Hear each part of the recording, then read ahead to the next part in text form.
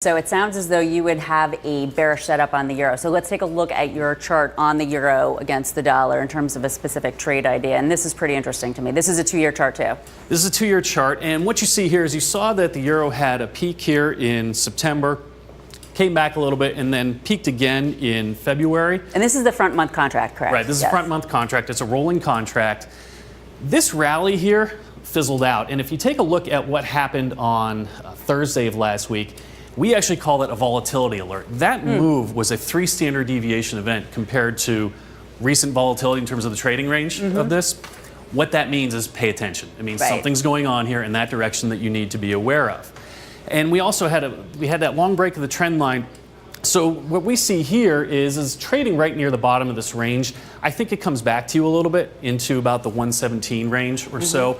I think that's a good place to engage on the short side. Okay, so you would be selling the euro futures starting around 117, and your target is 108, maybe even lower. You're telling me earlier 104 if you were going to get greedy. It is, because that's where you have a longer-term congestion zone going back several years. Right back there. Back in there. 120 stop. Pat Nimber of Renmac, thanks so much for taking the time to join us for Charting Futures.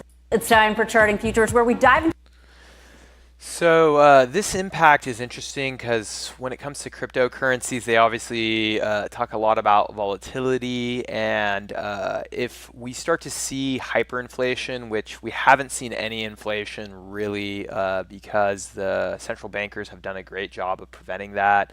And if you keep wages low, that should also prevent inflation. So it really, one of the most attractive things about crypto, which you don't see in developed countries like the United States and most first world countries, is rapid inflation. But you do see it in third world countries like Mexico. Well, not Mexico, but a good example is Venezuela. And if you have a chance, I would definitely check out David Hay has made a video, YouTuber on crypto, about the use case for cryptocurrencies for countries like Venezuela. And like I said, so unfortunately right now we have a pretty flat market, and it still seems like we're in a bearish trend.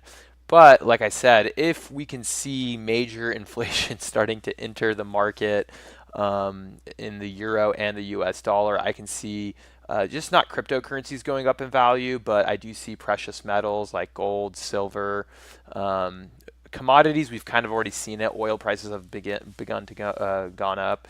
So it's a wait and see approach, and if it does happen, then maybe there will be some growth in the crypto market.